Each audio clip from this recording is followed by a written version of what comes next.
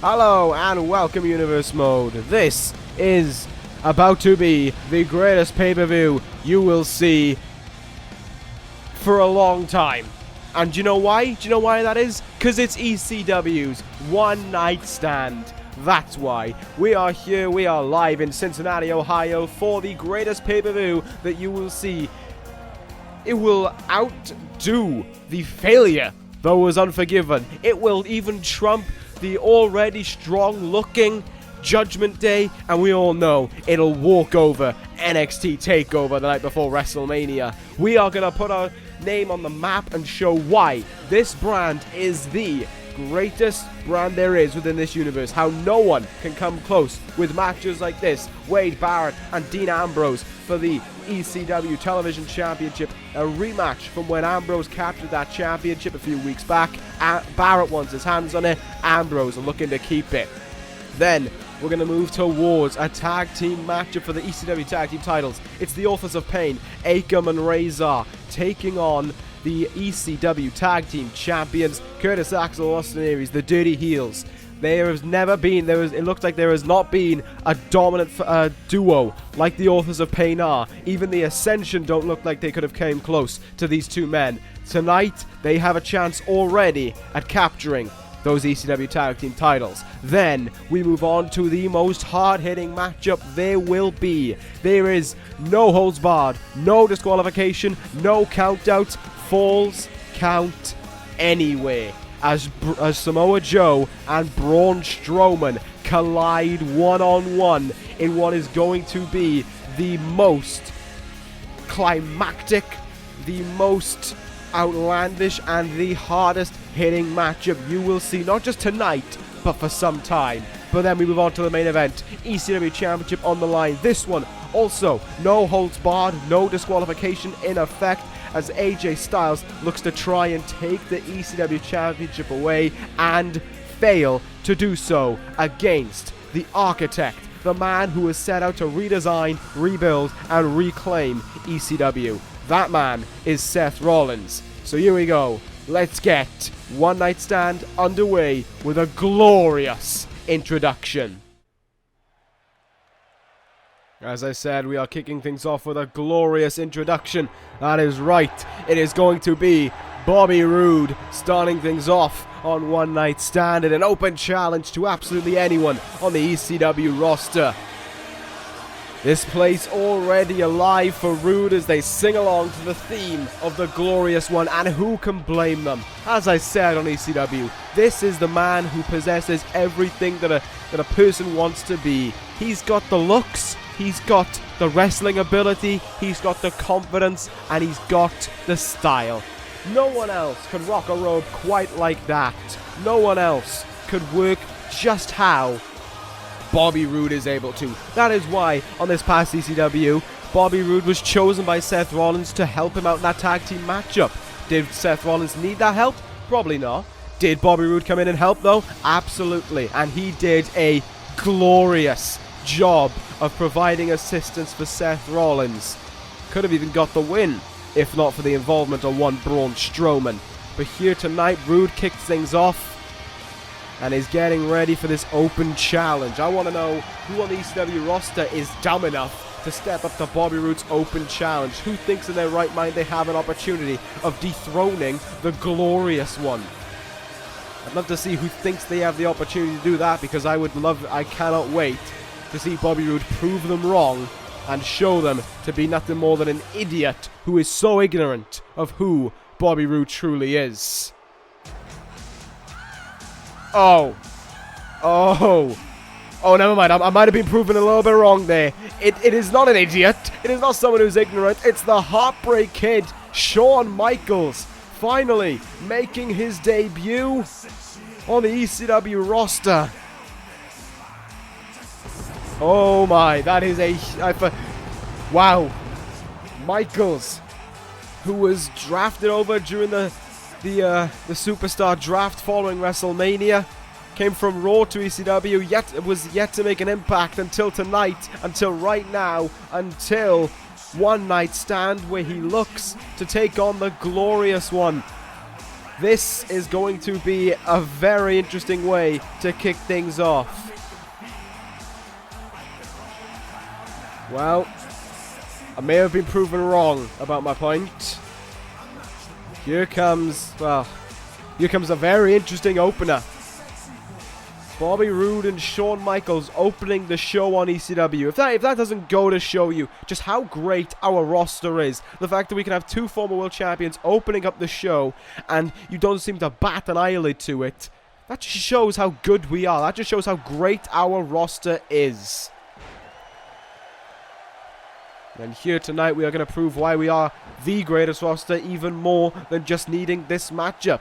We already have the 4 advertised matches, as I talked about earlier on at the opening of the show, but we also are going to witness another championship matchup, the Cruiserweight Championship, of course, being defended. Somehow, Akira Tozawa was able to defend that Cruiserweight Championship. Before that, there are a few other matches to talk about. We've got we saw Sheamus. Actually, I'll explain this in a better way. We saw Sheamus on ECW start to attack Neville after the match. He once again initiated his post-match attacks, this time on the man that gravity forgot, and following his victory over Neville, just sort of rubbing salt into the wound. But after that was done, someone stepped up and stated that they wanted another opportunity at Sheamus. They wanted to knock off the Celtic Warrior, which they were unable to do before. That man was a man we haven't actually seen for a little while. That was the Lone Wolf, Baron Corbin. So tonight, Sheamus and Corbin will go one-on-one in an attempt to build momentum heading towards the future on this brand. Then we also have, of course, the only other match I can talk about right now, because this match is currently going on. We then also have the Cruiserweight Championship being defended. The winner of the Cruiserweight Classic and the newest member of the ECW roster, Suicide, to go one-on-one with the Cruiserweight Champion, Akira Tozawa. Tozawa suffered a debilitating attack thanks to the Authors of Pain on ECW. But he is here tonight and he is willing to try and defend that that Cruiserweight Championship.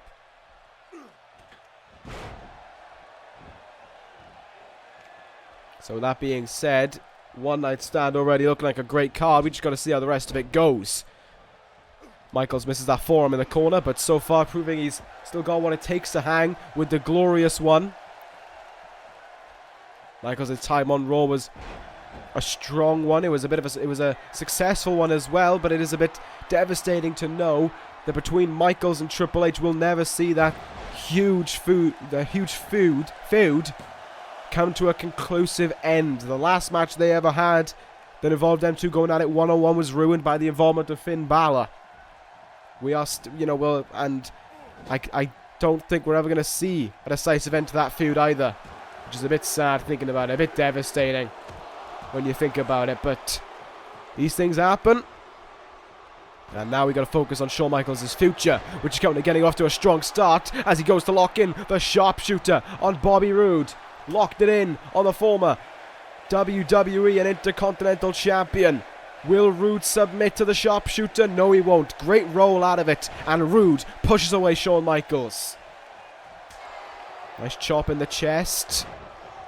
I'm thinking about it right now, and the move sets between these two men, not between these two men, I meant between Triple H and Bobby Roode, somewhat similar. Both rely upon a spinebuster as their signature maneuver. Both rely... Oh, speak of the spinebuster, there it is. Roode nailing his glorious spinebuster.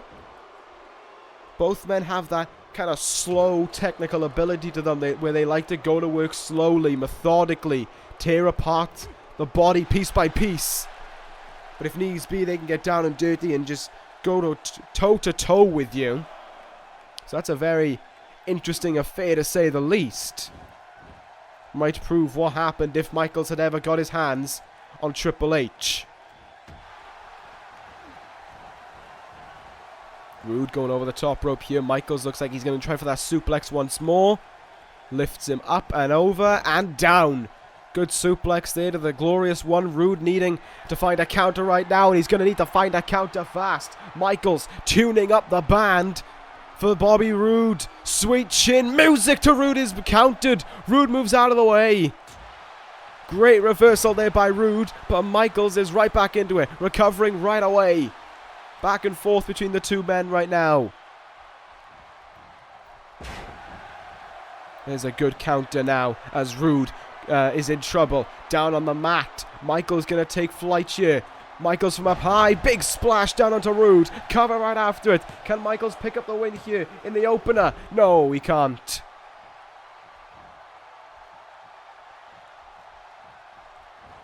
But Michaels is staying on Roode right now, and that's why we're struggling to see a lot of involvement by Roode. He's being almost stopped at every turn.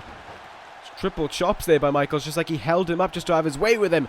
Roode though responds. Punch in the gut. What can the glorious one hit now? It's going to be a fisherman suplex by Roode. Nails it into the bridge, but Michaels is, when he came down, Michaels' leg was firmly in that rope. Even hit it as well, which may have caused pain to the calf of Michaels. And now Roode in position to go for the glorious bomb. Has him up and slams down Michaels. Glorious bomb. Will it be a win for the glorious one? There's two, and oh my good God, yes! He's done it! What a man! What a man! Proves us all wrong.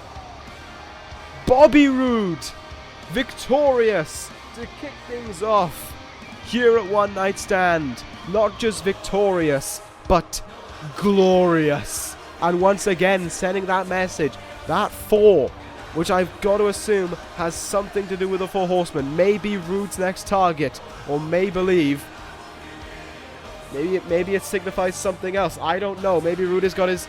Maybe it means something to Roode. Perhaps his would be. I mean, if he's signifying a championship, he's won 3 separate titles. Could be his 4th title. He's signifying 4, but that's just a guess. I wouldn't have a clue, and the only person who knows what he means by that is Bobby Roode. So with that being said, Roode picks up a huge win tonight over Michaels, and it really begs into question, how is Michaels' future on ECW going to go now, considering he lost his first match on the roster?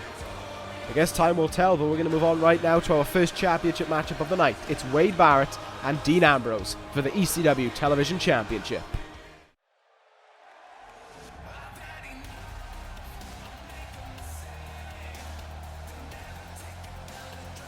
Here comes the challenger, Wade Barrett, getting set to try and become a 3-time ECW Television Champion.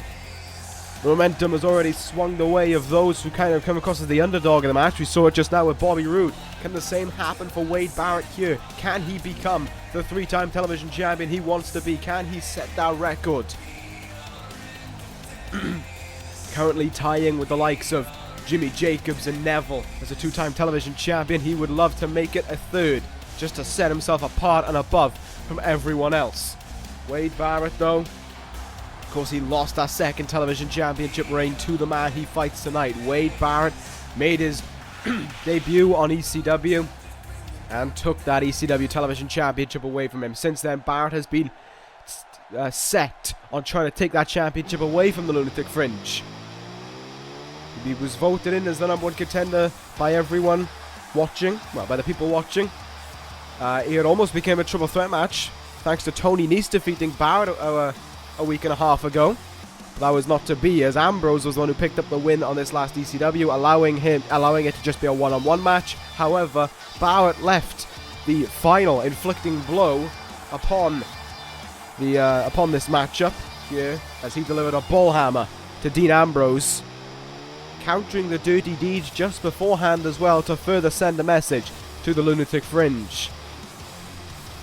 Ambrose making his first television championship defense here tonight. Will it be his last, though? We're going to find out in just a moment. Not too sure who momentum is really on the side of, really. I mean, this is one of those matches that can really go either way. Barrett is, he's always ready to fight. He's got that brawler initiative to him. He can bring the fight no matter where it is. But same can be said for Ambrose. These two men both love to rely upon their strikes. Both love to just basically duke it out one-on-one. Grappling, technical ability, that's all kind of secondary to them. So that's what makes their fighting styles so similar. But it's all about who's got that better heart. Who's got the more of the ability within them to stay in it for longer. I think that's where Barrett has the edge. It was almost like a different Wade Barrett, but that man right there has won the Royal Rumble from the #1 spot.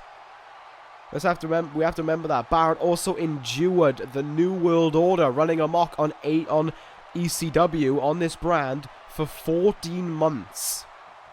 He still went along with it.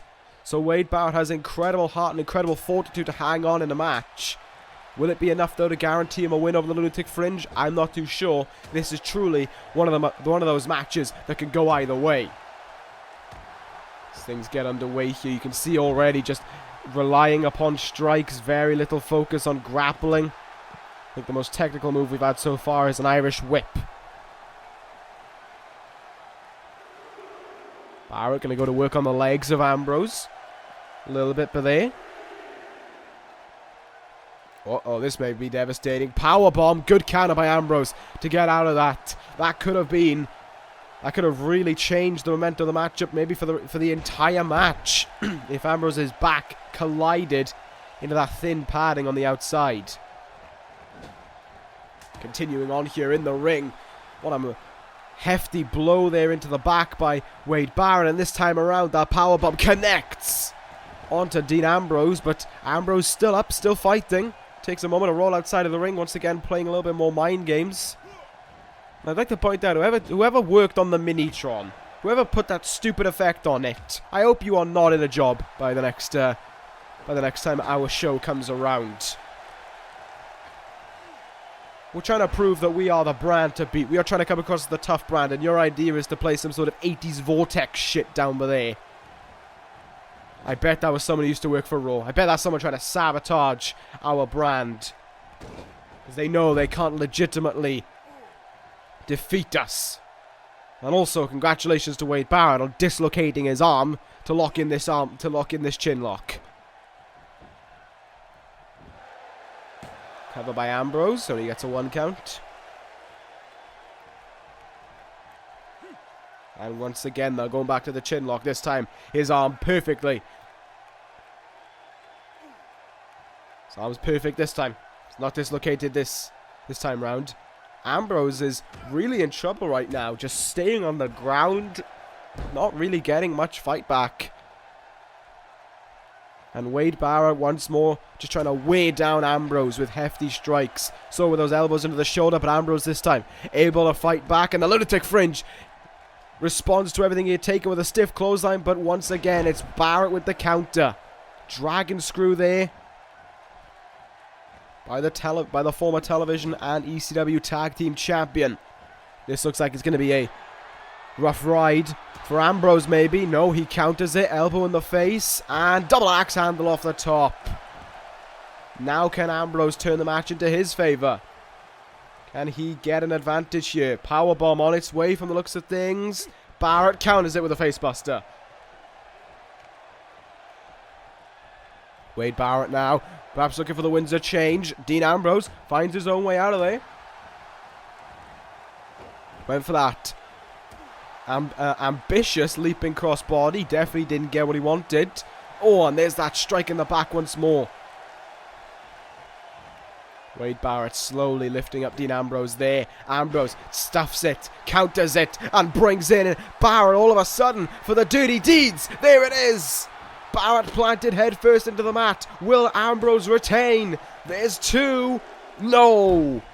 Barrett gets the shoulder up at 2. Matchup stays alive here, and Barrett now reeling slightly, you've got to imagine, from that move.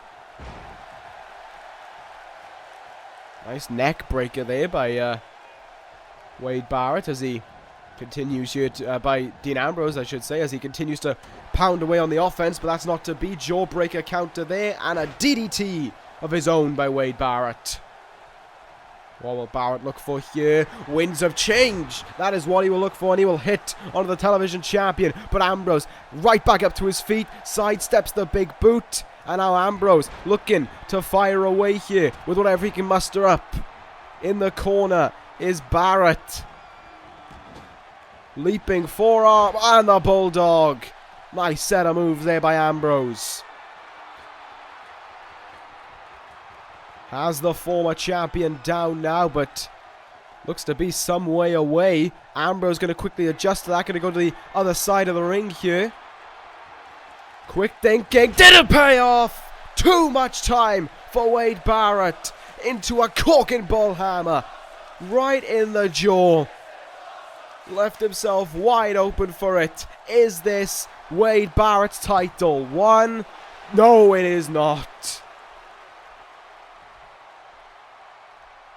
Not by a long shot.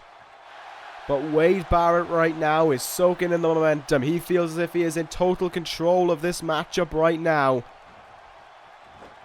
Ambrose seems to suggest otherwise. Reverses that attempted belly to belly. Very nicely done. Can Ambrose fight back here? Does he still have it within him to fight back? Following that bullhammer. Whoa, Barrett goes to the outside there from that punch. Didn't expect that punch to have the ability to launch Wade Barrett all the way to the outside, but apparently it did. And Dean Ambrose here now looking to further try and take advantage, but not to be. There's a reversal by Ambrose. Suplex. No, there's the reversal by Ambrose. There we go. Knee to the head there of Wade Barrett. Just back and forth reversals with these two men now. Just turning into basically a strike fest. Once more, knees him in the head. And Dean Ambrose, with Wade Barrett in his grasps, takes him to the ropes. Took his time there before deciding what he wanted to do. Oh, that could have been a bull hammer. Turns out not to be. Lunatic Lariat by Barrett. That is one way to get your fight back on. And now, pulling the trigger in the corner. Is this Ambrose's moment to retain? Knee trembler. Take a look at this on the replay. Winds it up. Knee right in the head. Look at that. Caught him flush in the head. Cover here by Ambrose for 1, 2. No, it's still not enough. Dean Ambrose still unable to hold on to his ECW Television Championship. How much more does Ambrose have to give? How much more can Barrett take? We may find out right now. Another Dirty Deeds. This one should be it.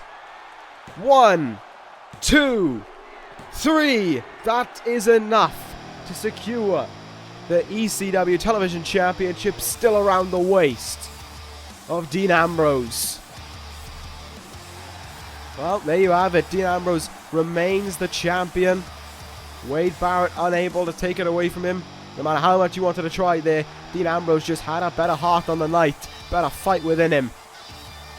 And now it begs the question of who's next in line for him. Maybe Bobby Roode, maybe Tony Nese, maybe someone else, maybe Sheamus if he wins tonight, maybe Baron Corbin. The ECW Television Championship division is igniting with talent. There is so many people in this roster who could take that title away from him, which pretty much almost makes Dean Ambrose the #1 target. Because people know just how good Seth Rollins is, and they know they don't want to be embarrassed if they try and face the Architect. Anyway, we're going to move on to our next match. One title defended already tonight. The next one, though, may not be the same story. It's the Authors of Pain versus the Dirty Heels. Alright, here comes a match that, for the champion's sake, I have distinct worry in, distinct fear that this is the last night of the Dirty Heels' reign. Just look at these two men. Akam and Razor heading towards the ring. The Authors of Pain, who since their arrival have just gone through anyone and everyone in their sights. It has been a long, I don't even know how to describe it. It is, when you watch them beating someone up, it just comes across as such a long and torturous path for them. We saw it this past ECW with Akira Tozawa. Tozawa just wanted to challenge someone, any cruiserweight, and who comes along and accepts the challenge? These two men. It may not have seemed like it was long for us, but for him, but for Tozawa, it must have been an eternity of punishment, pain, and just I can imagine the bruises and the damage left on him. Just marks that will stay with him for some time, thanks to these two men. Akam won them the right to challenge for these tag team titles when he won the Fatal 4-Way. And now, here tonight, they look set to capture those tag team titles. Will it be the case? I think so. I honestly just cannot see how the Dirty Heels can overcome these two behemoths. You know, Axel in his own right is an incredible talent. Austin Aries is one of the greatest we've got within this universe. But even tremendous technical wrestling cannot stop this. It cannot stop a barrage of punishment and pain like we see from the Authors of Pain. That being said, the Dirty Heels still possessing incredible confidence. You can see it right here with Curtis Axel. Certainly got a smirk upon his face as he heads towards the ring. He's self-proclaimed the second greatest man that ever lived. Of course, wearing that social outcast shirt due to the belief that himself and Austin Aries are they're too great for society. They're outcasted from society due to how popular they are. But I can certainly say, I don't think the Authors of Pain care at all about that. Axel heading into the ring now. Turning his back on the Authors of Pain. It's a good thing they're not in the ring, otherwise that would have been a regrettable decision. Certainly could still be just that. Oh, it is. Akam getting the jump. Akam getting the jump on Axel. This is... Well, Aries isn't here yet. Here comes Austin Aries. He's up on the stage. Will Austin Aries be here quick enough to save his tag team partner? Because this match is underway right now, and Axel's taking a hell of a punishment in the ring.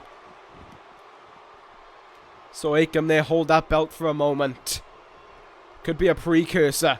Aries now in the corner, unable to do anything. The referee restricting Austin Aries from being allowed in this match. So he just has to watch right now as the Authors of Pain have their way with Curtis Axel. Double back superplex to Axel.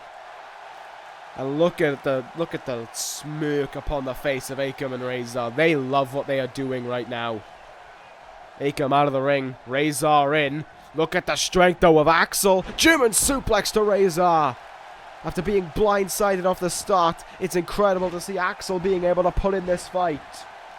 So how much can he put in? How much can he give? Referee may want to get that tag team title out of there as well. Speaking of tag team titles, whoever wins this match, they may only be celebrating with one tag team title. Aries didn't bring his down with him. But I think that's beside the point right now. What we are looking at and what we are paying attention to is the fact that Razor right now is all over Curtis Axel and he just drops that title outside with almost little to no care for it. Razor trying to fight back a second. Axel with a nice counter, but it means nothing. Razor just slams him back down there. His tree trunk-like legs just sending Axel into the mat. Aries tags himself in. I think that was the smartest thing Aries could have done right there in the moment. Just tag himself in, and the referee now getting sent into Axel. No care for anyone. The Authors of Pain, if they see anyone in the ring, they're a target. They're a victim.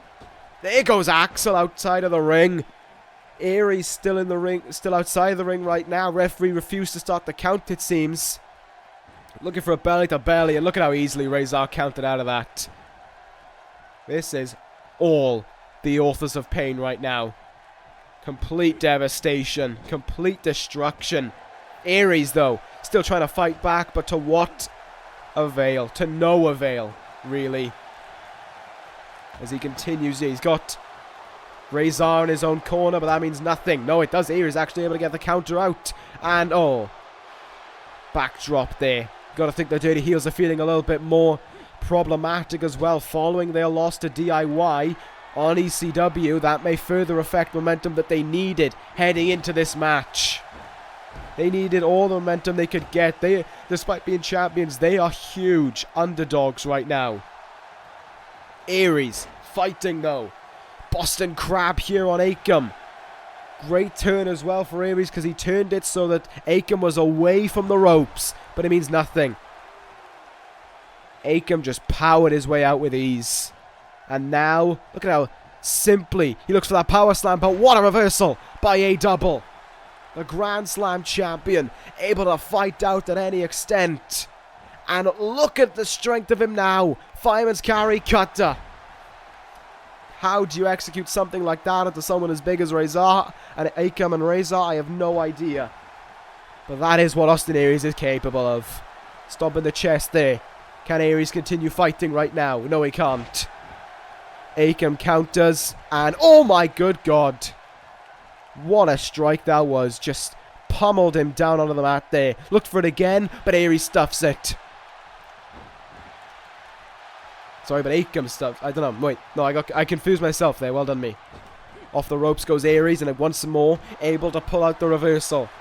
Aries fighting, but I think he's taking a little bit too much punishment. I think Axel needs to be tagged in right about now. Aries thinks otherwise. Aries thinks he can execute the brainbuster here on Akam, and that's what you get in response. This may spell the beginning of the end. This may be the worst case scenario right now. In the turnbuckle. We've seen this on 2 occasions. It debilitates the opponents. Get out of the way, Axel. Get out of the way right now. Big boot in the face. And Axel stands there, but is dropped. Aries out cold, but still being tormented here.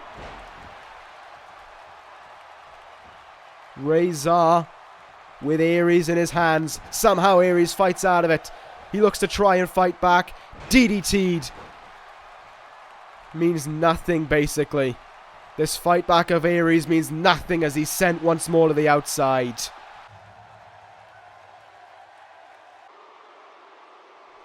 What? What the heck? It's the Usos!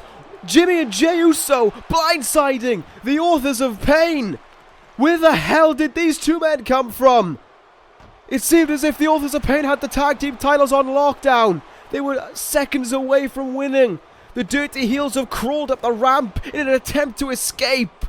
In an attempt to get away. And we've got calamity right now. As the Authors of Pain and the Usos clash with one another. Akam down in the ring. Razor on the outside taking it to Jey Uso. Chair shots and again. The referee taken down once more. Jimmy Uso going to town. But what the hell are they doing? The Usos flooring both members of the Authors of Pain and keeping them down for as long as they can. They run right back into wherever they came from, right through the crowd. My goodness. I have no idea what we just witnessed, but are the Usos seriously that dumb? Alright, here we go. This should be an interesting affair. A rematch, as I said, from a few weeks ago. But that is not what is on my mind right now. What is on my mind is how stupid the Usos can be to get themselves involved in that business. What were they thinking? Of course, the Dirty Heels retain by way of disqualification, and the Authors of Pain get the win as well, but what were they thinking? Seriously. Perhaps it was revenge for Jimmy Uso getting pinned to not allow them the opportunity at the titles, but that was stupid, really, by the Usos. They have signed themselves up now for weeks and weeks, I can imagine, of just pain, punishment, just anything possible, the worst kind of it as well. That is what the Authors of Pain are going to give to the Usos. The Dirty Heels got lucky. They got very lucky. That was the only way they seemed to be holding on to their tag team titles, and they couldn't even disqualify themselves. They were getting thrown around like ragdolls for the entirety of the match. Well, the Dirty Heels hang on, and I would imagine next in line is going to be DIY, because I think the Usos and the Authors of Pain are going to be getting involved with one another over the next few weeks, perhaps until our next ECW exclusive pay-per-view. Still can't get over it. That was a very surprising moment, to say the least. I could not imagine, I could never have imagined that happening, but that is what we saw. Alright.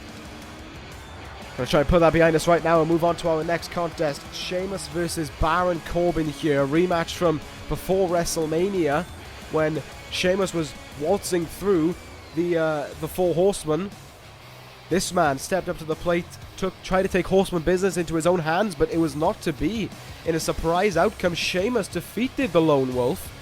The last time we actually saw Baron Corbin in action, I believe, was the draft week, when he won a draft pick for ECW, which I think turned out to be Dean Ambrose. So, certainly performed well there, but right now, Baron Corbin looking to get momentum back on track, looking to get his career back the way it was going. As I've always said, Baron Corbin is one of the hardest prospects, I believe, there is within this universe, and Corbin looks to try and reignite that within him.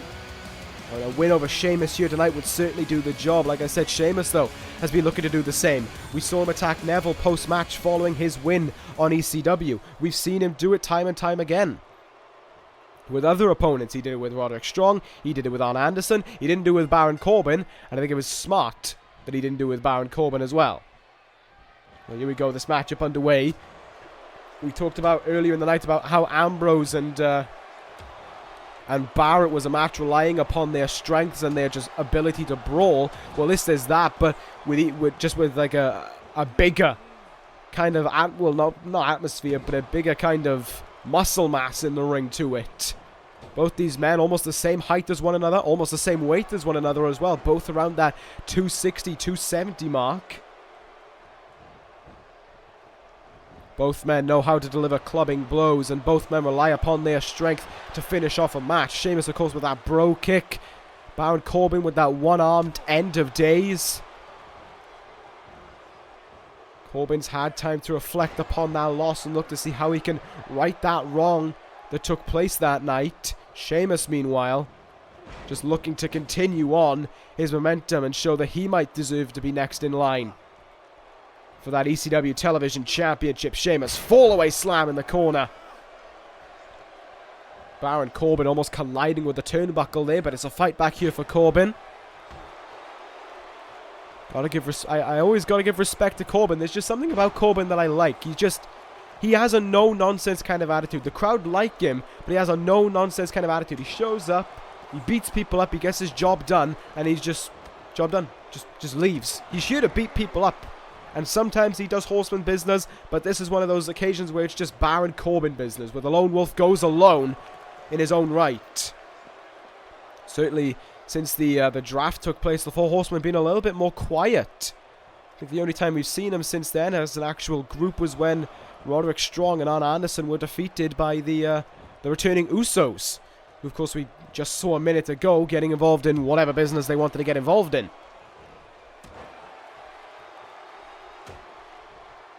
Big punch there by Baron Corbin to turn Sheamus around, and a nice back suplex there as well.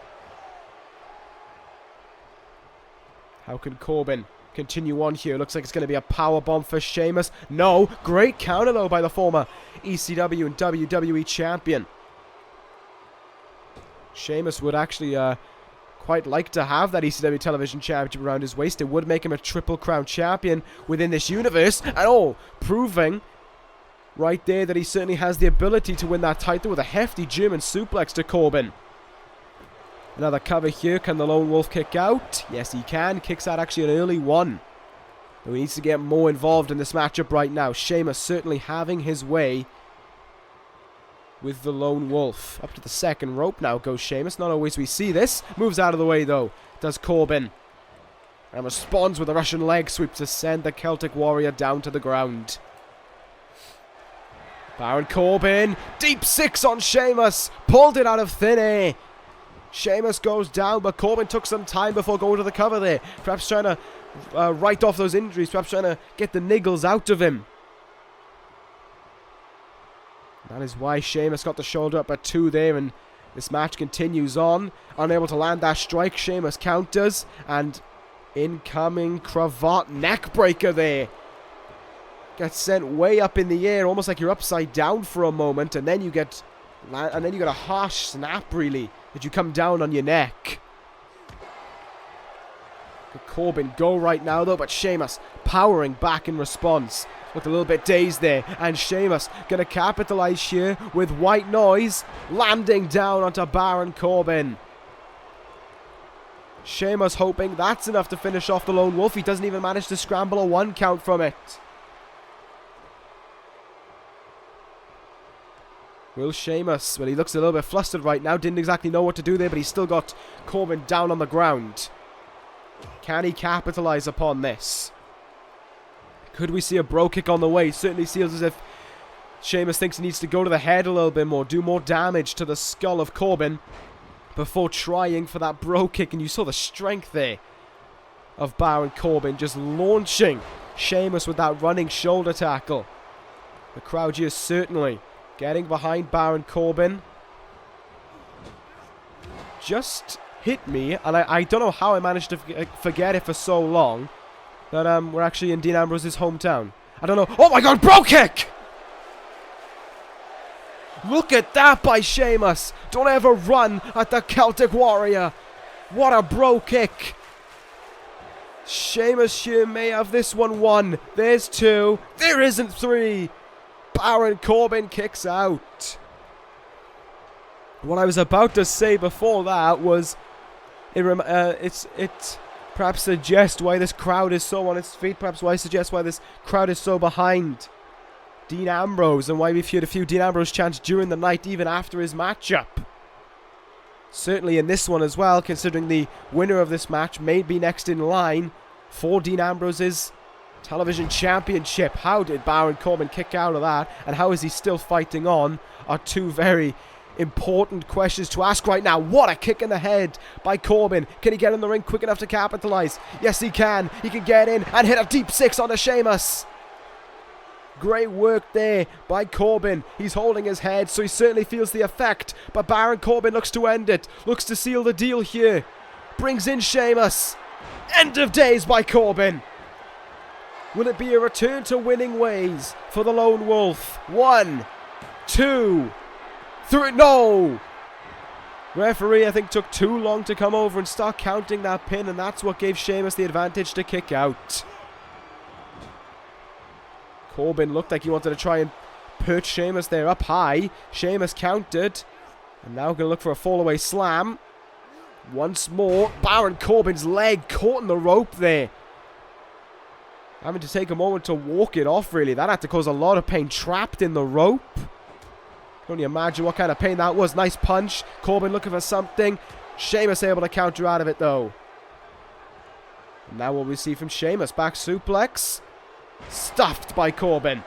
Very nicely stuffed as well. Good agility there from the very tall man. I don't exactly know Corbin's exact height, but it certainly is not your average Joe. Nice powerbomb there, holding him on the shoulder, but Corbin feeling the fatigue of this matchup. Took him a little while there to lift up, or to get it back up to his feet following that. He decks Sheamus there with a good punch, to be expected as well by the former Golden Gloves winner. Sheamus hoping for something here, hoping for some kind of powerbomb, it seems. Stuffed, though, by Baron Corbin, who turns it into a very nicely hit DDT. Back and forth by these men all the way throughout this match. Baron Corbin, there's the deep 6 once more for the 3rd time. With this time straight into the cover, and this time it grants him the win. Just a shift of momentum like that. Click of a finger, and it was all of a sudden Baron Corbin, the one to nail the final move.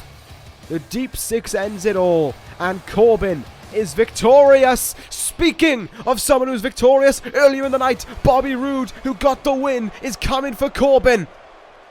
Bobby Roode striking now on Baron Corbin. This must have been what the 4 symbol was for. Baron Corbin certainly in trouble. Roode sending his message. He does want to put his hands. He does want to get his hands on the 4 horsemen. And he's starting off with the Lone Wolf. Roode. Glorious bomb. Down goes Corbin. And out of this matchup, Bobby Roode stands tall again. The glorious one. Leaving an impact there onto Baron Corbin, and an impact that will be felt and reflected by the 4 horsemen, as it seems as if their next target in mind is Bobby Roode. Well, there we have it. That was interesting to say the least. Bobby Roode coming out here, and maybe even if this is not related to the 4 horsemen, maybe this is Roode really asserting himself in that television championship division. Time will tell, but nice. I'm liking what I'm seeing from Roode right now, taking the initiative. Well, with that being said, we just saw this Very entertaining match with this entertaining ending. Now, though, it is time for perhaps one of the biggest matches of the night, if not the biggest. No holds barred, no disqualification, no countouts. Falls can count anywhere in the arena. It is Samoa Joe versus Braun Strowman. You can feel the tension in this arena.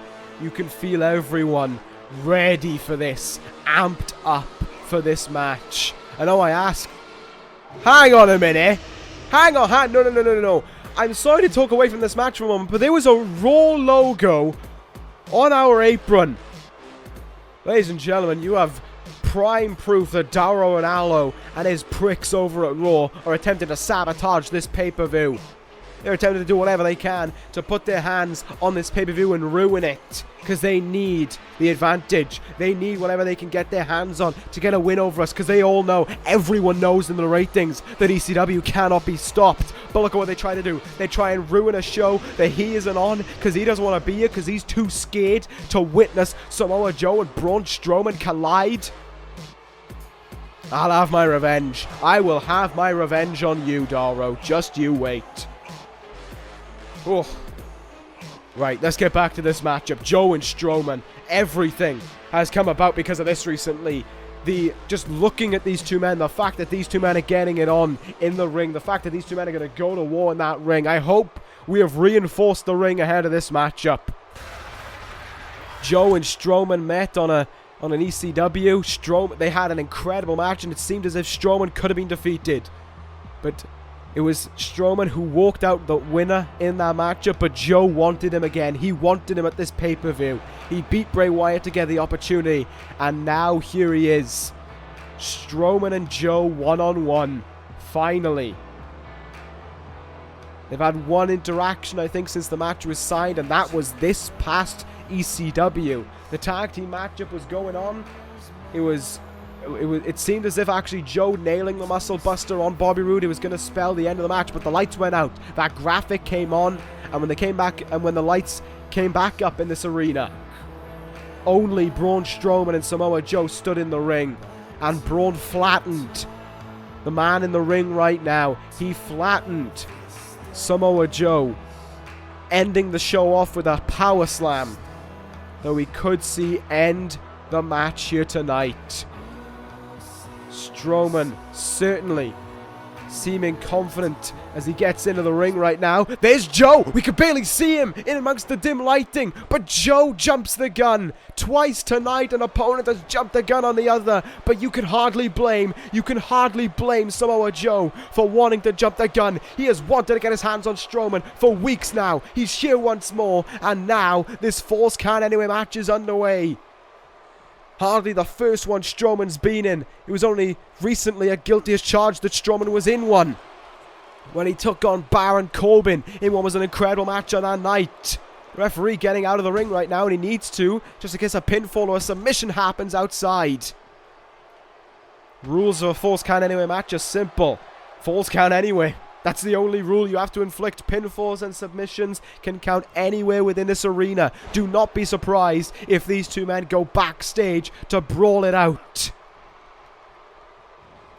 Right now, keeping it in the ring a moment. Forearm by Joe as he heads to the outside here. What does Joe have in mind?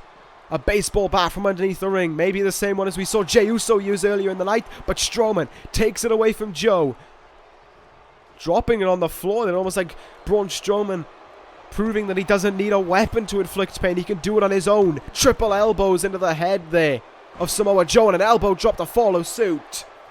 Braun Strowman certainly looking a little bit more effective at the start, but this is early days. This is very much early days in this matchup right now.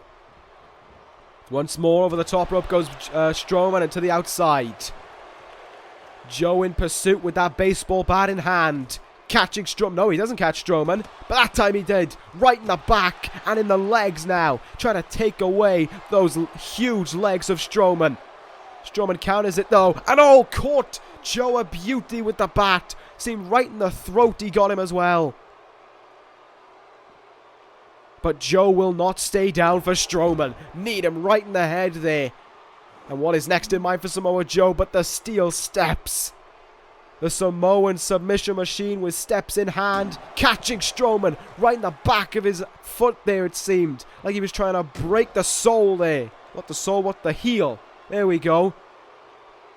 And now in the knees of Strowman, trying to just almost buckle the knee inside the leg. If you know what that does, that can tear your ACL. That can rip your knee in shreds.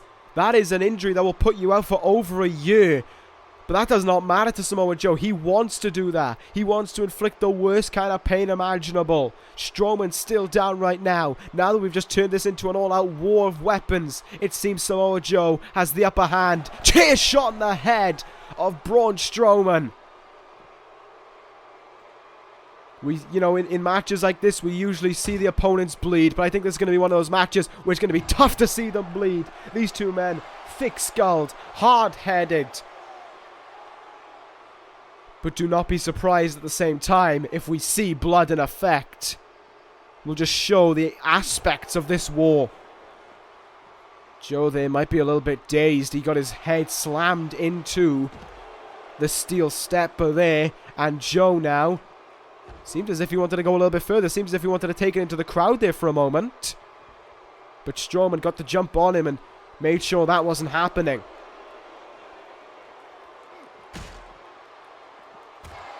Clothesline there, and it doesn't seem as if either man want to go in the crowd right now. Strowman there just kind of backed away slightly, stumbled away from going into that place. We know there's a table over there. You can see it in the background, but Joe has something else in mind right now. Samoa Joe, spear through the barricade. Good God almighty. Look at that. Speared him right through the barricade.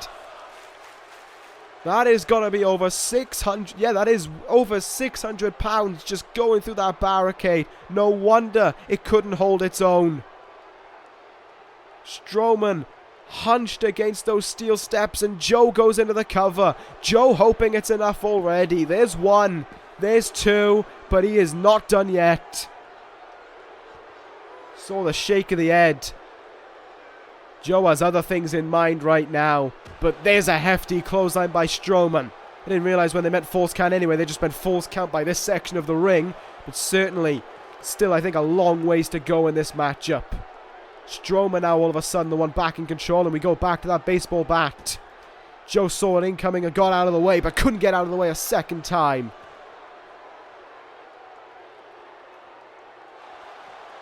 Strowman flattened there. But... Joe even flattened there, but he's getting right back up to his feet, and we're moving away now. We're heading up towards the stage. We may be going backstage in a moment. Joe almost leading Strowman to him. We know, of course, that Strowman has come alone. Wyatt is watching in the Wyatt complex. And that new affiliate of his, whoever that may be, we're back up to the stage here. Seems as if Samoa Joe does want to take this backstage. He goaded Braun Strowman to follow backstage. And now the fight will continue. Alright, well, it may or may not have been a smart idea by Joe to lead Strowman backstage. You gotta remember, back here it's a kind of a 10 times the weapons, but 10 times the punishment and the pain that can be delivered. Just right there, a table, a trash can, one of the production boxes that we have, a TV.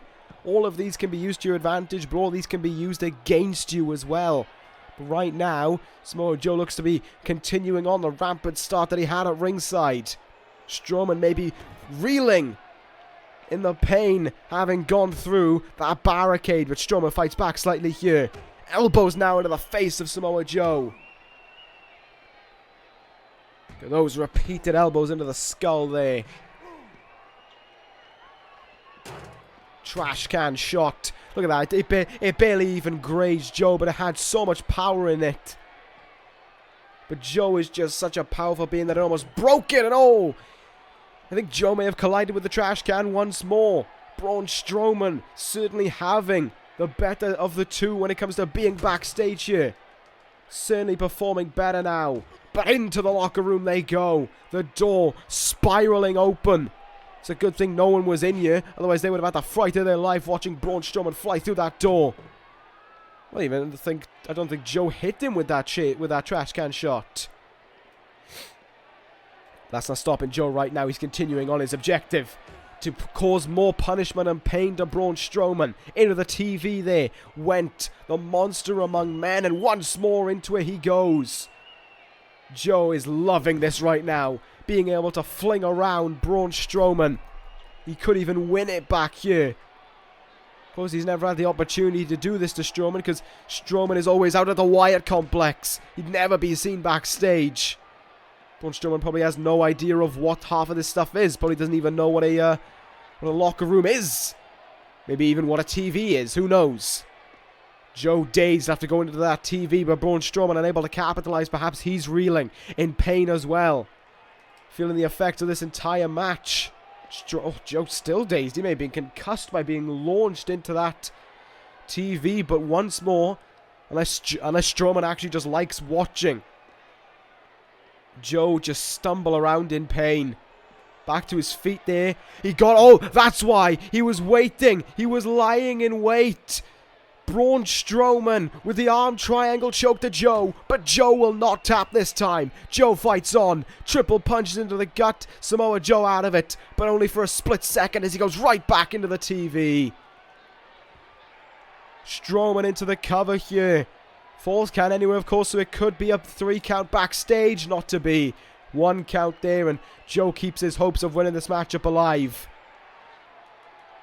Joe moves out of the way, and Strowman once more head first into that locker.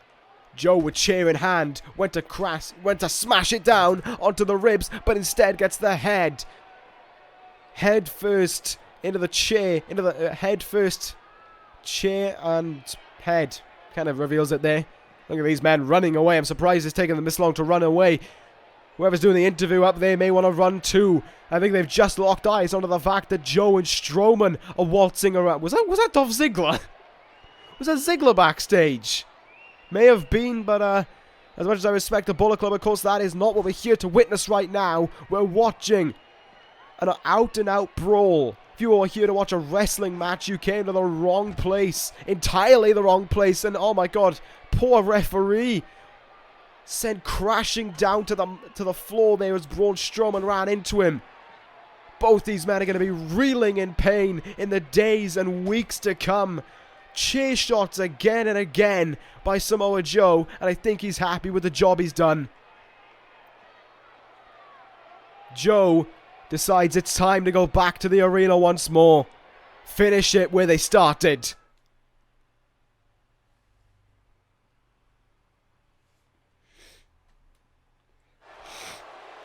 Here they are, up on the stage.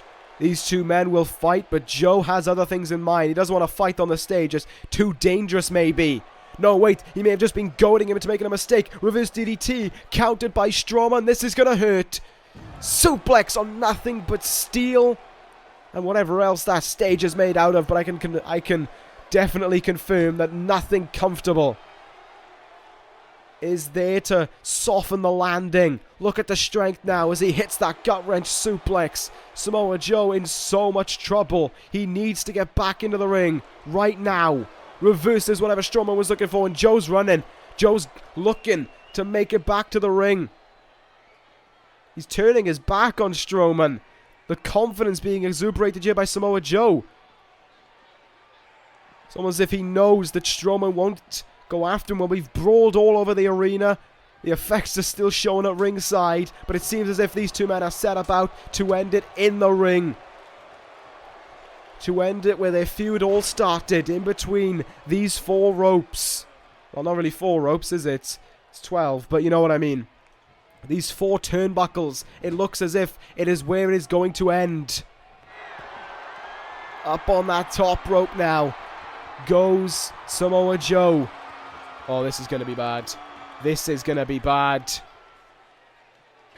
Braun Strowman has him where he wants him. Superplex! The ring could have broken. The ring could have shattered on itself. Thankfully, for our sake, it didn't, but there's that big boot. There's that big boot by Strowman. And, oh, fair play to the guys. They fixed that barricade. Fair play to the workhorses there for being able to fix that barricade. Maybe for only so long before they decide to go back through it once more. Joe was sent into the turnbuckle, and once more Strowman just stares at him. It's almost like this is how he likes to set up that arm triangle choke. He just stares at his opponent before he goes for it. Joe, though, unable to send Strowman down, gets a spinebuster for his troubles, and oh god, Strowman's lying in wait. Will it be? It will not be. It looked as if he was going for the power slam, but he was countered. What a reversal by Joe. Able to fight out like that. Oh god, he's sending him into the turnbuckle. There's the elbow. There's the enziguri. This could mark the beginning of the end. Can Samoa Joe be the first man to beat Braun Strowman? Will the streak end? A one-night stand? Oh no, Strowman pushes him away, but Joe is intent on keeping him in that turnbuckle. Once more, Strowman pushes him back. Joe has him right where he wants him, but he just cannot get that final lift. And Strowman with a heaving punch in the side of the head. But Joe continues to go here. He continues to try and slam Strowman. He continues to try and hoof him up on that top rope and go for that muscle buster. Joe was looking for... Strowman was looking for the same, but Joe disallowed it. Into the corner once more. And look at the agility now. The athleticism of Braun. Joe, though, moves out of the way of that attempted stomp. And once more, back to that turnbuckle we go. Joe turns him round. Is this the one? It is! It is!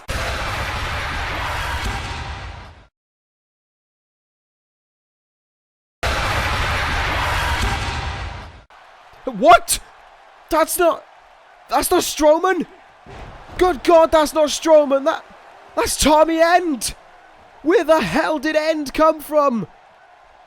Tommy End, who was contracted to this brand, but has seemingly shown up out of thin air. Who the hell brought along Tommy End? What is he doing here? There was supposed to be Braun Strowman about to get hit with the muscle buster. But Tommy End has other things in mind. End now. Spinning kick in the face. I have no idea what he's doing here. But he has just cost Samoa Joe this matchup. Undoubtedly. Samoa Joe is going to be pinned and the referee can do nothing about it. The referee is powerless to stop this one. It's no disqualification. End can do whatever he wants. And another rake in the eyes. And another spin kick in the face. Good God. Who invited Tommy End along?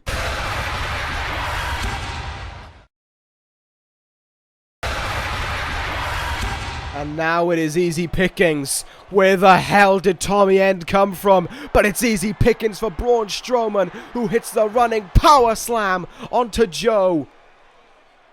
Joe has nothing left in him. Between this matchup with Strowman and then all of a sudden Tommy End getting involved. The cover for 1, 2, 3. Braun Strowman wins. But only through the help of Tommy End. It seemed as if the muscle buster was inevitable right there and then. But it was just not to be from the seams of things. Somehow... Oh, I've just clicked onto it. Bray Wyatt said there was another member of the Wyatt family on their way. Another follower who would get the right to stand alongside himself and Strowman. Is that follower Tommy End? If it is, that is huge. That is huge business. If Tommy End has joined the Wyatt family, good God Almighty, ECW is it's in a bit of trouble, a fair amount of trouble. But my goodness, what a brawl that was! Absolutely incredible. That trumped all the hype it had heading into it and more. Braun Strowman wins just. Strowman may have beaten Joe, but Joe, I think, has a new target in mind by the name of Tommy End. Now, ECW is must-watch television. Alright, well, we're going to try and calm everything down. We're going to try and recover slightly, take a breather as we move on to our next contest. Cruiserweight Championship up for grabs. It's the winner of the Cruiserweight Classic Suicide against the fairly injured, but still demanding to defend his championship. It's Akira Tozawa.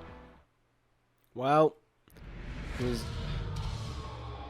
believe me, I'm gonna try and call this match to the best of my abilities, but just like we saw earlier in the night, I am completely baffled. You know, we saw it with the Authors of Pain and the Usos getting involved in that, but that match itself was incredible. That was absolutely amazing to witness. But that ending, I don't get how the Wyatt family are able to pull stuff like that off. I'm saying that, I'm assuming Tommy End is a part of the Wyatt family, but the signs are there, to say the least, that he should be a member of the Wyatt family. Why would he get involved in Braun Strowman? Why would he be on the side of Braun Strowman? It is all so confusing to me, and I think it's, we're probably going to get information on ECW, I would assume, but right now it just is one of those things that I'm struggling to digest. It's just the thought of how did one... I knew we had acquired Tommy End. I remember signing the papers and welcoming him to the brand, but I didn't expect to sign him just to see him then all of a sudden be on the side of Braun Strowman and Bray Wyatt. That I wasn't anticipating. I am stunned in reaction to that, and I have nearly almost no idea how to react to it. But what we do know is by the end of it all, Strowman beat Joe.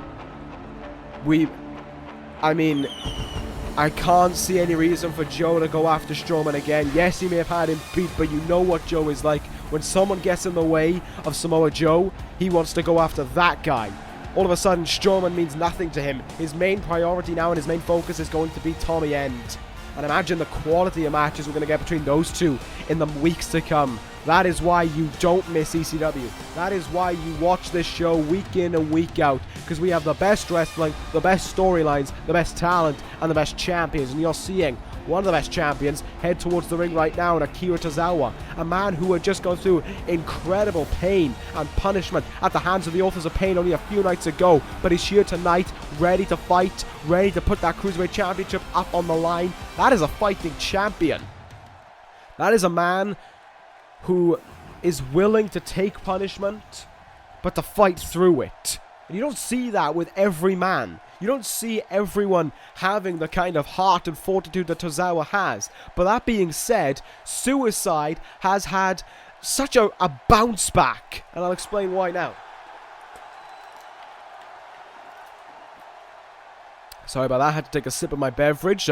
One Night Stand brought to you by Lidl's Coke. There you go, the more you know. And to the majority of Americans watching, if you have no idea what Lidl's is, tough shit. Anyway, no, but the career revitalization of Suicide has been amazing. He headed into that Cruiserweight Classic, and I was watching, and I was like, how is he a pick? How of all people is he a pick? Why didn't we choose someone? I don't know, I'm trying to think of some people off the top of my head right now, a Cruiserweight who I can think of who we could have picked. Why didn't we pick someone like, maybe, I am going to need a moment to think this through, because there are a lot of Cruiserweights I could pick from. A Will Ospreay. That's one. How come he wasn't in the tournament? Why Suicide? Why wasn't, Yep, I'm doing well with that. Why wasn't Trevor Lee in the tournament? Why was Suicide? There were so many questions surrounding how he could be in it, especially when he was in the universe. He was awful. He had a terrible record. I believe he picked up one win in his entire time here, but then he heads into that tournament. He gets all the way to the finals, and then he comes up against Ricochet, and I thought it was Ricochet who was going to win. I honestly did. I thought Ricochet was a much better wrestler. I thought Ricochet was going to be able to hang on and get the win and be challenging and be in Suicide's position right now. But I was proven wrong. And I was proven wrong by the better man as well. Suicide possessed incredible fight within him on the night, throughout the entire tournament as well. To wrestle 2 matches in one night, then to win them as well.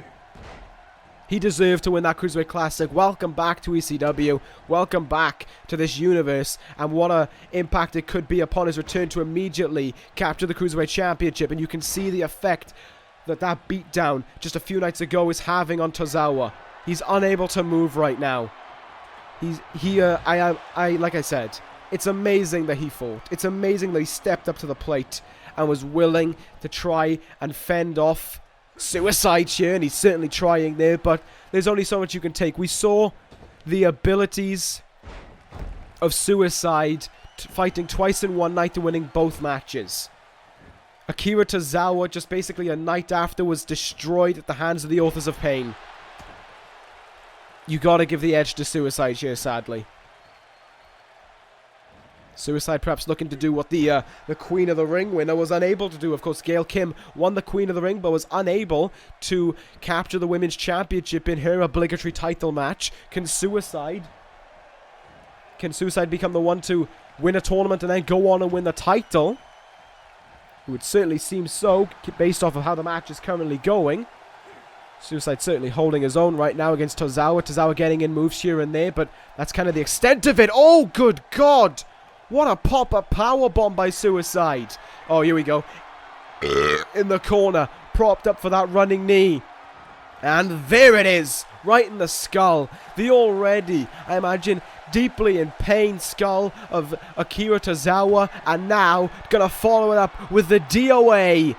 Dead on arrival for the new Cruiserweight champ. There's 1, 2, no! Tozawa kicks out. Wouldn't have anticipated that. Tozawa kicks out, but Suicide keeps the momentum going here. Keeps fighting. Nice springboard leg drop by Suicide, but Tozawa with a kick in the head. Is he back in this all of a sudden? No, he's not. He's sent into the turnbuckle, but he's... Oh, no. He counters out of it. Flying bum tackle in the corner. Nicely hit. Repeated stomps there to Suicide, who finally gets out of the way, grips that leg. Look at that. That is a very nice, a knee breaker into a dragon screw. Very nicely done there. Suicide staying in total control right now, just going to work on each and every limb of Akira Tozawa. How much more can Tozawa take? Doesn't seem like much, to be fair. Rolling sent on here. Fireman's carry sent on by Suicide, but Tozawa still fights on. The heart of Tozawa is pretty much... You can't calculate it. You can't tally it. You just got to look at it in amazement and just be blown away by this man.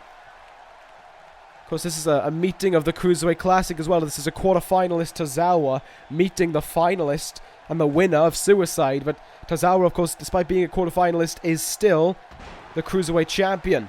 And he's now fighting back. If Tozawa wins, I will be amazed. I will give credit where credit's due to Tozawa if he can hang on. But you can see him taking some time there to go for that move. That's the effect of the beating at the hands of the Authors of Pain still inflicted on him. I'm amazed to see him fight here. He's taking it to Suicide right now. All of a sudden, this matchup has gone back in the path of Akira Tozawa. Suddenly, Tozawa's in this match.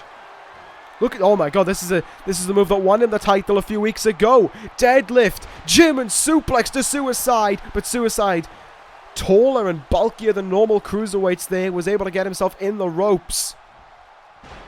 Forcing the rope break, he gets out of that there.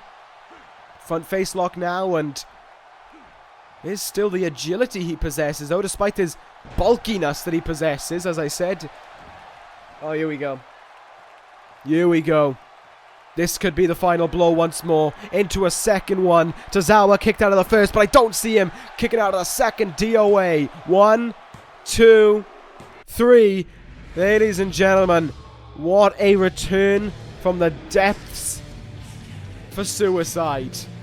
And nobody before the tournament seemed as if he was going to be knocked out immediately, but it was not to be. Suicide is your new Cruiserweight champion. And there you have it. The winner of the Cruiserweight Classic now holds the Cruiserweight Championship.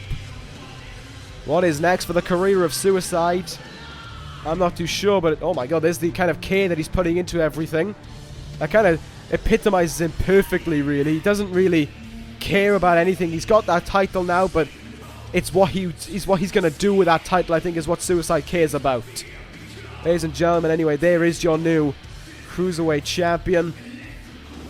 Suicide will defend his championship now, I believe.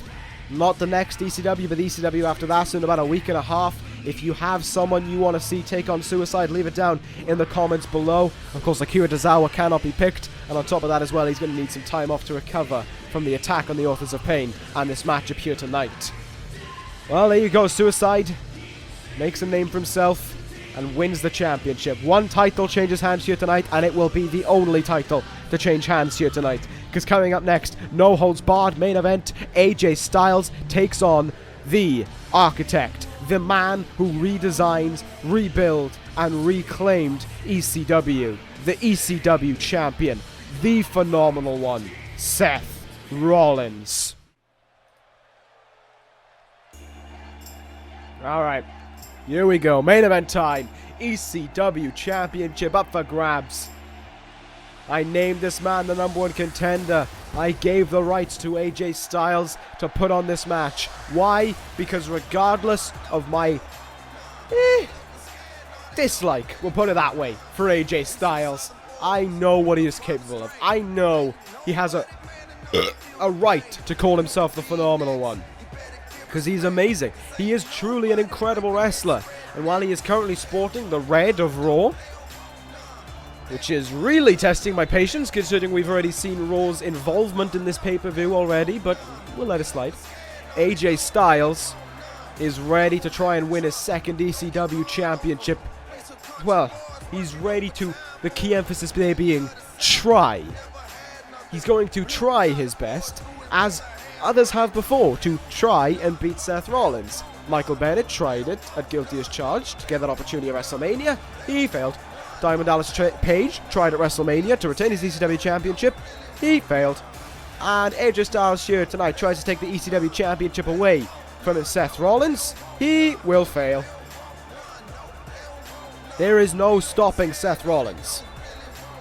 As I've said it on ECW. I call Bobby Fish the greatest wrestler alive today, because it's the truth. Bobby Fish, when it comes to technical wrestling, is outstanding. But Seth Rollins is not the best technical wrestler there is. No. Seth Rollins is not the best technical wrestler in the world. No. Seth Rollins is the best in the world. There is no one who has it all quite like Seth Rollins has it. The money, the fame, the wrestling ability, the trash-talking ability, the mindset. He has it all. He has everything you need to make it as a star. And Seth Rollins has made it as a star on 2 occasions now. Really, on far more. This is the mastermind behind the Shield. This is the mastermind behind the revival of ECW when he captured that title back in 2015. And the man who is the architect and the pinnacle piece of the puzzle. Nice tripling there, I know. To sorting out ECW. With Rollins on top in the Wrestling Society, and myself as the general manager of the greatest brand there is no doubt whatsoever that ECW is not the powerhouse. The drawing ability of this universe as a whole, the ratings machine that it is. It is a fact. And when we've got, let me just remind you, okay, Raw's main event was between the incredible Tyler Breeze and a useless, boring, greasy oaf, Daniel Bryan. Here, we have AJ Styles versus Seth Rollins. Do I need any more explanation as to why this roster is the roster? Why ECW is the brand? We are the best. No one can stop us. And AJ Styles is not going to beat us either. Seth Rollins heads into this matchup with all the momentum he needs. He has the, as I've said, Seth Rollins plays the game of human chess better than anyone else out there. And he's played that game of chess with AJ Styles over these last few weeks.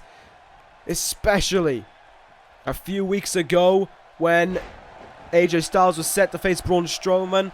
Seth Rollins attacked him backstage. Took care of him right there and then.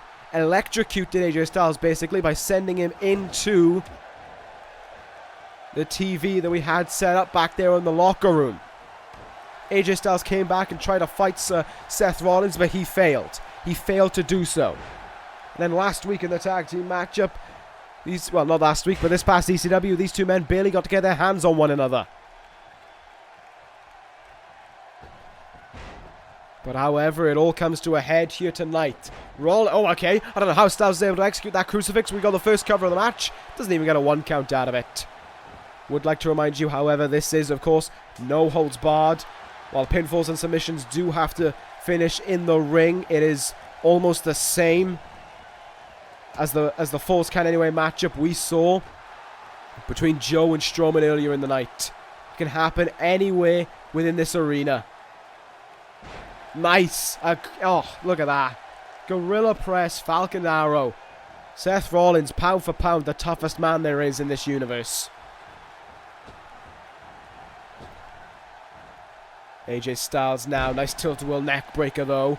Both men, despite the rule being in place, refusing right now to go to use the weapons, completely unlike Strowman and Joe, who went right for the weapons. I think these two men have enough faith in their wrestling ability to be able to try and beat the other. AJ Styles, spin heel kicked in the face though by Seth Rollins, nicely done. But it's Styles who pulls out a reversal right after that, sending Seth Rollins down to the mat. Come on, Seth. Fight back right away. 450 misses. Beautiful to see Seth Rollins with the timing of a god to get out to that. But AJ Styles sent Seth Rollins over the top rope. And, oh, I thought he was going to fly after it. Seemingly not right now for the phenomenal one. Oh, he is going to go for it. Oh, went for a leaping crossbody. And Seth Rollins moved out of the way. Normally the count would start here, but the referee just kind of has to stand there and watch. It's a good thing all the cluster at ringside as well has been cleaned up since that matchup. There's a walking hazard around here. Sling blade there by Rollins. But Styles counters back right away. Kicked him right in the head there.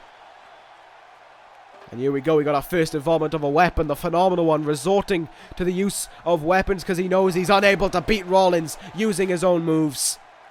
While, of course, they are basically encouraged within this matchup. You didn't see Seth Rollins needing to use a weapon. You didn't see Seth Rollins needing to use the steel pole. AJ Styles utilizing them all. He needs to use them. Styles knows he can't get the win without them.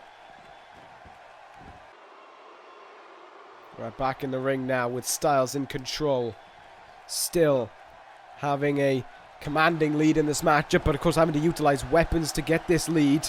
Almost kind of unfair on the part of Seth Rollins, who hits the Seth Walker there, flooring AJ Styles. Surprised he didn't go for the pin right after it, but decides to take a moment and then go for the pin. Only manages a 1 count out of it anyway. Come on, Rollins. Get back in this matchup. Keep it going. Don't let Styles get the upper hand at any point. Don't let Styles keep you down in this matchup. AJ Styles going out to the apron. Oh god, don't let it be it. Don't go for it. Please, Rollins, don't let him hit it. Oh no. Phenomenal forearm. It was 2 years ago that Rollins captured his first ECW title. Will he lose his tonight? Please don't let it be. Yes. Rollins kicks out at 2 and the matchup stays alive. Very nicely done indeed. Rollins kicks out, but Styles is continuing to deliver the fight here to the Architect. There we go, Rollins counters finally. And look at the strength of him once more. Has him way up in the air and then delivers a Michinoku driver. Once again, Rollins making a little bit of a mistake there. Should have gone right into the cover, but decided against it. And that may have affected him slightly. Rollins lifts up AJ Styles, only up to 1 knee though before slamming him back down on the mat. And Rollins taking a moment, he's feeling the confidence, he's soaking it in. He knows he's in control here.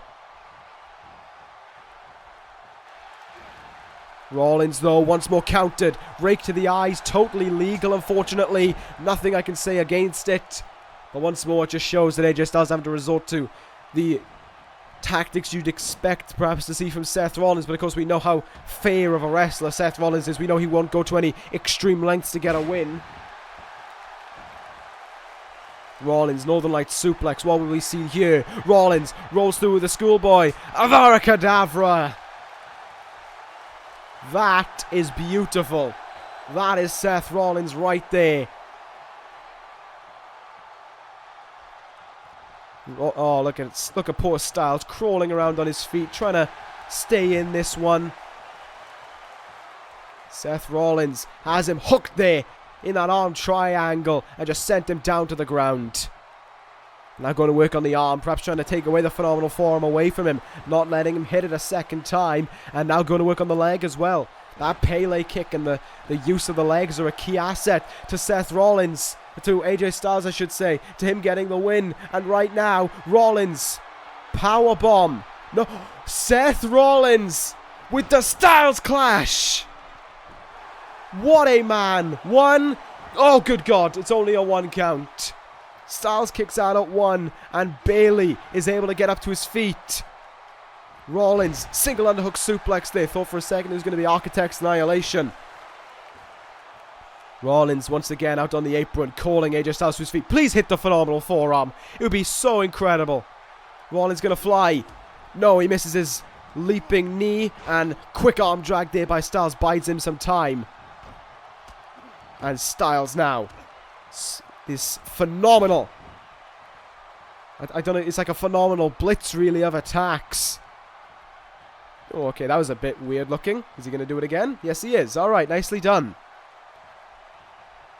AJ Styles dragged him to the middle of the ring. Looked like he was hoping for something, but Seth Rollins pulls out the reversal. Got him up here. Oh, into the it's the suplex schoolboy combo. Only got a 1 count, but Rollins getting fired up right now. Standing shooting star press. He's all over AJ Styles. And I think fair is fair if Seth Rollins is about to utilize a weapon. Well, Rollins has gone to the outside to catch his breath for a second. Highly competitive main event. No real man has pulled ahead in this one, and I think Rollins is just watching Styles. Just staring at him. Not too sure why he did that. That may have proved ineffective. That may have proved a mistake. Rollins, what were you thinking? Styles Clash.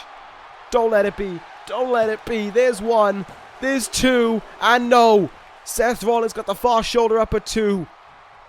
Rollins kicked out and the match stays alive. Seth Rollins fighting back right away. Good punch in the face. And now sending AJ Styles into the turnbuckle. Styles though counters. Arm drag very quickly once more. Trying to just bring himself whatever breathing room he can really. Single underhook, something countered. What a reversal by Rollins. Quick cover after it, hoping he can just run away with the win. Not to be, it's still only a 1 count. Good God. Have these two men left it all on the line in this one? Rollins once more with that shooting star press. The Styles Clash and the phenomenal forearm have not been enough to finish AJ Styles. Rollins up high. Phoenix Splash, he gets it! But he doesn't go for the cover right after it. And that allows Styles a little bit of room to get up to his feet. But Rollins counters right back. Seth Rollins with AJ Styles up high. Gorilla press. Michinoku driver again. You could see Rollins there kind of a little bit stumbly for a second. Rollins though turns him over. Please be it. Oh, Rollins had me go for a sec there. Thought he was going to be the curb stomp. He had other things in mind. Stomp on the head there. But Styles is right back up to his feet and is able to take him down as well. Fair play for a no-holds-barred match. Neither guy has really utilized the weapons too much. We saw Styles use it earlier on, but only for that brief moment. What a main event this has been.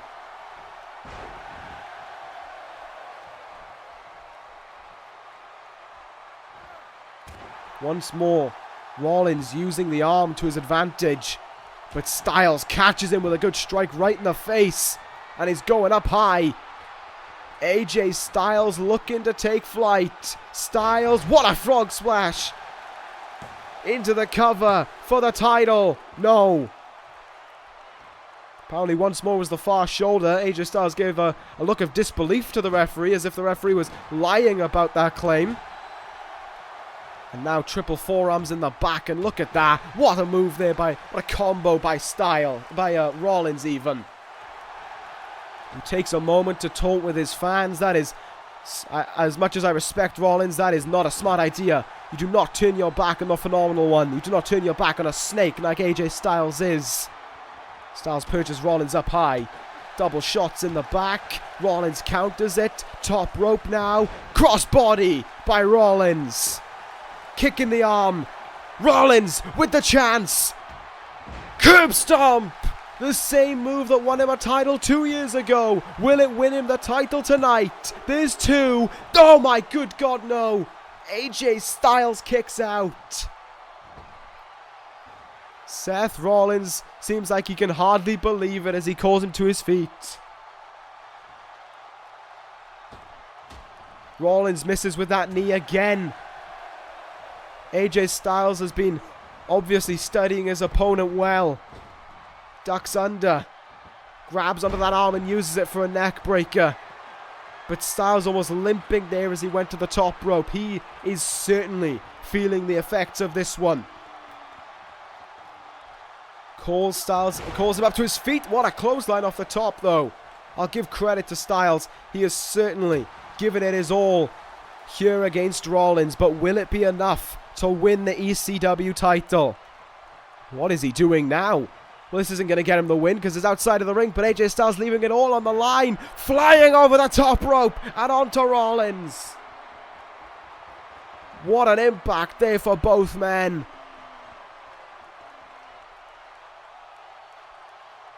They don't call it high risk for nothing, and AJ Styles certainly encapsulating that as he flew onto Rollins and sends the Architect back into the ring. Come on, Seth. Get back in it. AJ Styles looks for another leg kick. Rollins counters. Single leg Boston Crab with all the torture both men have gone through in this matchup. All those hard hits. Even a simple move could force a tap out. But it's not to be. Styles kicks him away. Maybe Rollins just didn't have the ability within him to force the submission. Got him nice with that forearm though across the face. But he left himself open for too long there. He didn't capitalize after it. And Rollins I think that was the nose there. Attacking the nose. And Rollins rolls through with the schoolboy again. Avara Kedavra to Rollins. Avara Kedavra to Styles even. I keep on getting these two confused. It's going to be the death of me. Back in the ring we go for a second. Both men trying to meet one another. Almost like a stalemate in midair. Chop in the chest. Strike in the face. Kick in the leg. Styles keeping it very basic right now. Caught hard with these strikes though by Rollins. Tiger suplex. Plants him. And the bridge for 1, 2. No. 1. Still only a 1 count. And Rollins. He's feeling that second wave almost.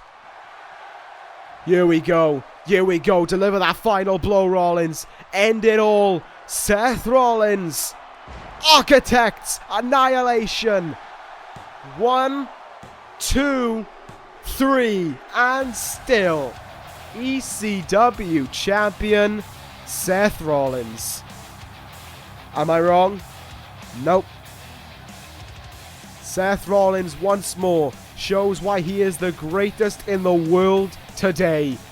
He retains the ECW Championship, and now it begs the question of what is next for Rollins. Who is next for Rollins? Who dares stop Seth Rollins from the momentum he is on today, tonight, and for the rest of time? Seth Rollins holds that ECW Championship, and I dare anyone to try and take it away from him. While you may be looking at a still image right now, Rollins up high, celebrating with all of his fans, holding that title way up in the air to soak in the victory. No, no, no, no, no, no, no, it cannot be. Don't let it happen. No. Who the hell allowed this man back in the building? How the hell did DDP get back here? Someone stop him. Someone stop him. He shouldn't be here. He shouldn't be here. This man is a loser. This man is a fraud. This guy is a fake. And he all of a sudden can think he can run into this arena and attack the ECW champion? Who in the hell do you think you are, Diamond Dallas Page? You were proved to be a failure at WrestleMania. And now you want to get involved in yet more business that you shouldn't be in? You want to try and take the limelight away from Seth Rollins again? Seth Rollins deserved the limelight that you stole from him. He took back what was rightfully his at WrestleMania. And once more, Page, he will steal it from you again. He will claim what is rightfully his. Diamond Dallas Page, welcome to your funeral. Welcome to your deathbed.